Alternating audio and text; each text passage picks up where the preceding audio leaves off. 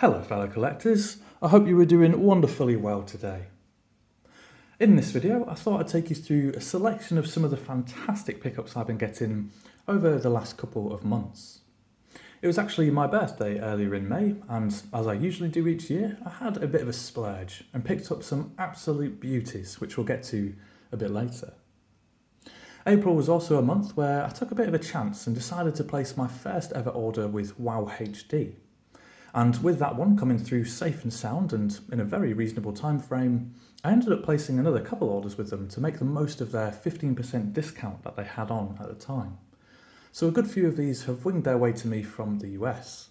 And just like any good imported beer, for some reason importing them makes them feel that bit more special. So let's get right into it, shall we? And we'll start with some Criterions. First up is Rebecca. After being pretty underwhelmed by the pants Criterion sale that we finally got in the UK, well, I decided to just spend a little bit more and get some of the US titles that I've been wanting for a while. This one is a film from the 1001 Movies list, and it's one that's been on my list to get for ages now. Sadly, there is no UK Blu-ray release of this at all, so not so easy to get hold of, but I thought I'd just fork out and pick this one up, which I actually got from Boutique Home Video. This one is a classic Hitchcock from 1940, starring two incredible actors in Joan Fontaine and Laurence Olivier. I actually don't know anything about the story of this one and kind of want to keep it that way. I did see that Chris Mohan was back with a video discussing this film in particular, so wonderful to see him back making videos again, and a discussion I very much look forward to checking out once I've watched this one. Then we have The Piano Teacher. From 2001 and directed by Michael Haneke, this one stars Isabelle Huppert and Benoit Magimel. I saw this one on streaming, must be about a couple of years ago now, and it just absolutely blew my mind. I could not shake it from my thoughts for weeks after, and I've really wanted to revisit it since then. It's a tough watch, to say the least. There were quite a few aspects of this which really kind of pushed me over the edge and I found difficult to endure. Huppert plays a piano teacher who is fairly icy, cruel, and really quite a complex character who was no doubt starved of love as a child. And it's kind of about the disturbed relationship dynamics that she has. It's a very dark film, but very engaging and intriguing, and once I prepare myself, definitely one I'll dive into again. Next, we have one I've been wanting to watch for years now. Back in maybe 2020, when I first came across the 1001 Movies list, I remember seeing this one, Lone Star, and I read Roger Ebert's review of it at the time, and he gave it very high praise, and it was actually his fourth favourite film of 1996. Well, to my dismay, I discovered that it was incredibly hard to track down. In the UK, for some baffling reason, there's no Blu-ray, there was no DVD that I could get, there was no stream of it, just nothing. And so for years this one has been eluding me. So I was delighted when Criterion announced it, and then of all things to announce it as a UK release as well. Absolutely wonderful. Of course I haven't seen this one yet, it's still in the shrink wrap, but I really enjoyed hearing Solitary Ronan talk about it on his channel recently as well. And it was in his list of favourite films of the 90s. And I know he's a huge John Sayles fan, and I actually think this might be my first John Sayles film, so I am very much looking forward to it.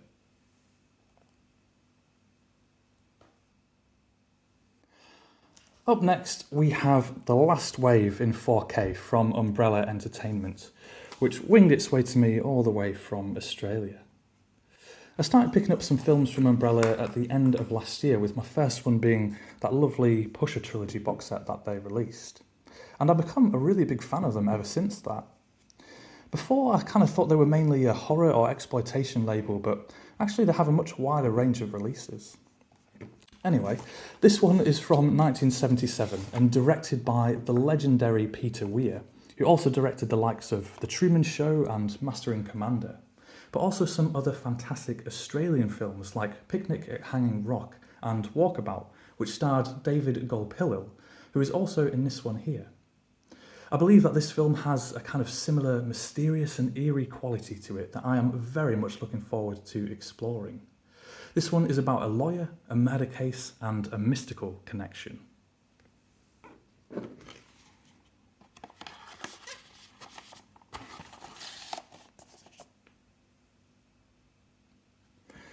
Then, moving on, we have quite a change of pace, and it is the lovely 4K steelbook of Men in Black. I randomly came across this one on Zavvi for a very reasonable price, so I absolutely snapped it up. We sadly didn't get a steelbook in the UK at all for this 4K release, and somehow Zavvi had this one in stock, so I was pretty delighted to grab it. I'm a big fan of this film. It's one that I really enjoyed growing up and that I kind of quoted endlessly with my friends. As silly as it is, I think this one has some really great moments. And of course there's that great line about where Will Smith says something about telling people that aliens exist because people are smart enough to handle it. To which Tommy Lee Jones replies, "A person is smart. People are dumb, panicky, dangerous animals, and you know it." And there's a few great moments like that in this film, which are quite thought-provoking, to say the least. I do own all the others in Blu-ray, and to be honest, I think that's fine for them, because for me, this is definitely the best of the bunch. Up next are a few 4K imports, and we'll start with this lovely one from Kino Lorber, which is Out of Sight. This is a film I caught on streaming last year and absolutely loved it. It's from 1998 and directed by Steven Soderbergh and starring George Clooney and Jennifer Lopez. We have this classic tale of romantic tension between a thief, played by Clooney, and a cop, played by Lopez. I remember watching an interview with George Clooney where he was talking about this film, and that at the time apparently both himself and Soderbergh needed a win. They were both coming off disappointing previous releases, and I'm happy to say that this one is definitely a winner for me. It's not as elaborate as an Ocean's film, it's not as affecting as something like Erin Brockovich or Traffic, but this is still a great Steven Soderbergh film, which is just a really good time with a kind of fun, light-hearted thread that runs through it, as I recall anyway. Hoping this one lives up to my memory of it. Up next is Starship Troopers, a truly brilliant satire that I haven't seen for many years. Again, sadly, we don't have a 4K release of this in the UK at all, so this is one I've had my eye on importing for a while. And WoW HD came to the rescue. It's a film, of course, from 1997, and as we all know, was widely misunderstood upon its release. But thankfully these days, it's now appreciated for the scathing satire on fascism that it is. All I can really remember from this one is a part at the beginning and an excellent ending, which I really found quite affecting at the time. So hopefully I've forgotten loads of great stuff in the middle that I can enjoy rediscovering. Next, we have the US only release from our video of Hugo. From 2011, and of course directed by Martin Scorsese, this one stars a young Asa Butterfield and Chloe Grace Moretz. I think, if I remember correctly, I saw this one around 2013. And I think it was maybe my second Scorsese film that I'd ever seen, and I absolutely loved it. This is just a beautiful and wonderful tale that, for a long time, I would have said was my favourite Scorsese film. It's another one where it's been so long, I'm sure I must have forgotten loads of it, so I'll no doubt have a lovely time rediscovering the story. It's just a real shame that this was a US only release, but I'm very grateful to finally get my hands on it.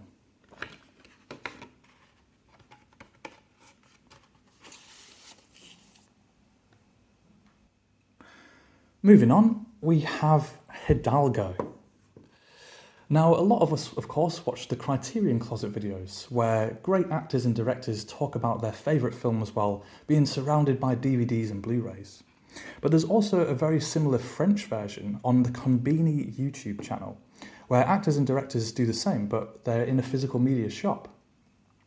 Recently, Viggo Mortensen was on, and it was like this 35-minute long video, and I just devoured the entire thing. It was wonderful to hear him talk about a selection of amazing films that meant so much to him, but of course, he also talked a bit more widely about himself and his history with film and getting into acting. I think the shame with the Criterion videos are that they're usually quite short, but thankfully often the Conbini ones are much longer. Mortensen is of course promoting his new film at the moment, which is a Western, which I very much look forward to seeing. But he also did talk a bit about Hidalgo, which came out in 2004, and he talked about working with Omar Sharif. I have a feeling that we rented this one from Blockbuster when it came out, and it's one that I recall enjoying at the time, but hadn't seen since. Well, I watched it again a couple of weeks ago, and I'm really happy to say that my thoughts haven't changed much. Though there were a few things I thought could have been done better or perhaps more smoothly, this one was really quite enjoyable. A Western with a twist by being set in Arabia, about endurance horse races, and interestingly, the character was actually based off a real person.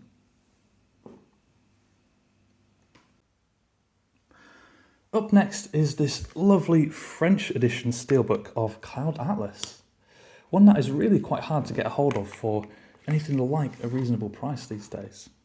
But I came across this listing for one that was second-hand and under £20, and so I decided to just take a chance and go for it. So I ordered this one from Momox, and it was sent internationally in a flimsy jiffy bag, and I'm delighted to say somehow has made it here in pretty good condition. Now, this one for me is a bit of an underrated gem of a film. I really love this one. It's from 2012 and was directed by the Wachowskis. And I remember renting it once it had come out, and it was one of the very, very few films where as soon as I finished it, I just put it on again straight away to watch once more.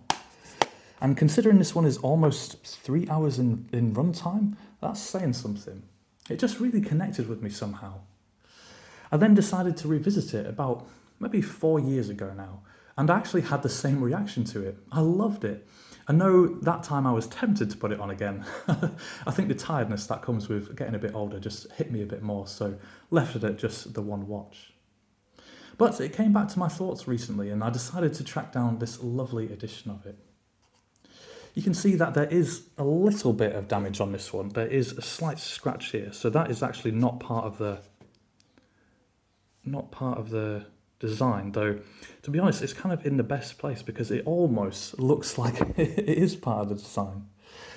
Anyway, I haven't rewatched this one yet since I got it, but it'll definitely be one I get to fairly soon. Very much looking forward to watching this again.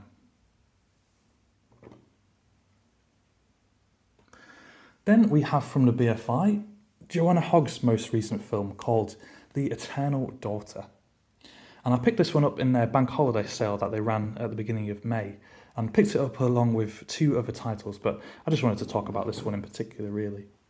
To be honest, I'll take any excuse to talk about Joanna Hogg's films, as she's one of my favourite British filmmakers, but sadly her films are just criminally underseen. This one, though, despite it saying on the internet is from 2022, was actually released in cinemas at the end of 2023, but sadly one I missed seeing on the big screen. And it stars the incredible Tilda Swinton, who plays 2 roles here.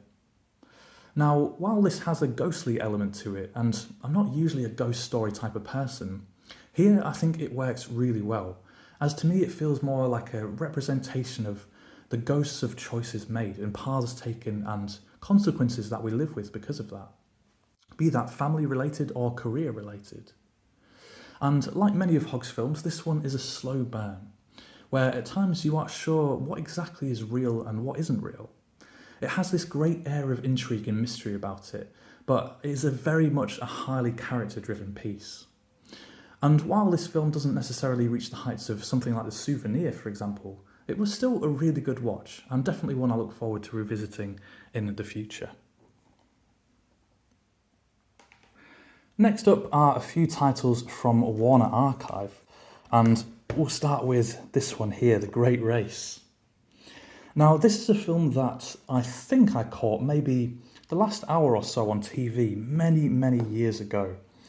And I really enjoyed it, but I never knew what the film was. And I have tried to search for what it could be now and again over the years, but was never very successful. And it's only quite recently that I came across this release, and I am convinced that this is what I saw as a kid or a teenager. I can't even properly remember when it was. This is a film from 1965 and directed by Blake Edwards, who is surely best known for directing the hilarious Pink Panther films. It has an all-star cast with Tony Curtis, Jack Lemmon and Natalie Wood. And needless to say, I am very excited to check this one out and finally find out if my years-long search for a film I half saw on TV one time is finally over.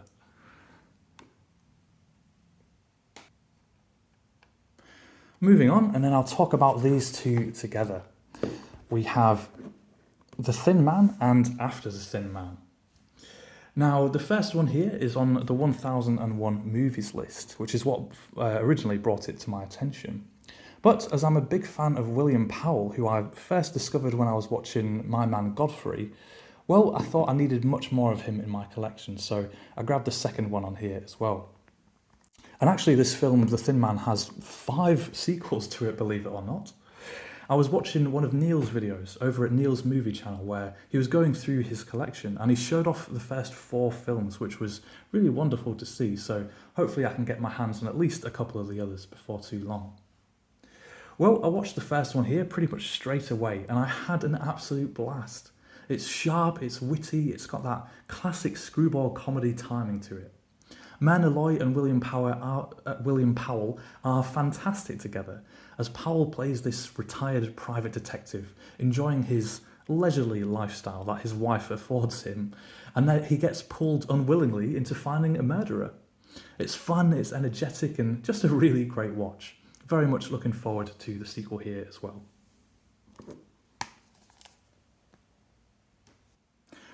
Then to finish off with, we have a couple absolutely gorgeous premium releases that I very extravagantly treated myself to.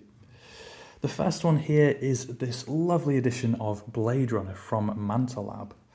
And this is one that I sadly missed out on at the time, by what must have been just mere seconds. I was there on the website ready for the pre-order, and the only thing I hadn't done was to log into PayPal beforehand. And sadly, in the few seconds it took me to log into PayPal, this lovely edition sold out, and I was absolutely gutted. And I never thought I would get it for anything like a reasonable price. And well, to be honest, I'm still not sure I did pay a reasonable price for it, but nevertheless, I am absolutely delighted to at long last have this one. This is one of my absolute favourite films. I remember I first saw it maybe about 13 years ago, and I remember thinking it was fine, interesting to watch, but nothing amazing. And I then revisited it after a couple of years and thought, oh, actually, this is pretty good. And then again, a couple of years after that, I watched it and I thought, oh wow, this is actually fantastic. Really enjoyed it. And for me, this was just a film where each time that I watch it, it just grows in excellence for me, and I absolutely love it now. There's just something new to discover with every rewatch. The cyberpunk neo-noir nature of it just is captivating, and it has this excellently constructed future world that just sucks you in, and it doesn't really seem so out of the realm of possibility. You've got Harrison Ford, you've got the lovely Sean Young, you've got Edward James Olmos, and it is just a film full of excellence, and definitely one of Ridley Scott's best, that's for sure.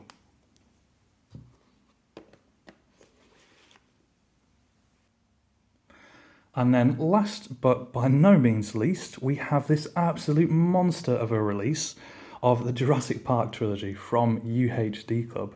This thing is a beast. Of course, like so many of us, I absolutely love Jurassic Park. It's such a fantastic, such a wonderful film, and one that I just loved growing up. It's a film that I watched endlessly, probably much to the annoyance of everyone around me.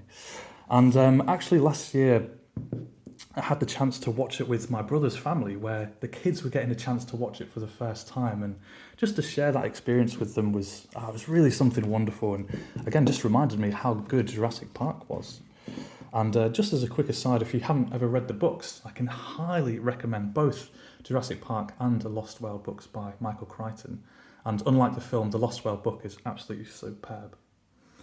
And well, I haven't owned or seen these at all in 4K, so really looking forward to seeing how they stack up in the best quality available. And this lovely release also comes with this very nice lenticular card as well. Absolutely wonderful. And well, that brings us to the end of the video. That's everything from me and some of the best pickups I've been lucky enough to get over the last couple of months. There is some absolutely wonderful stuff here that I was so delighted to pick up. Well, thank you so much for watching, and I'll see you in the next one.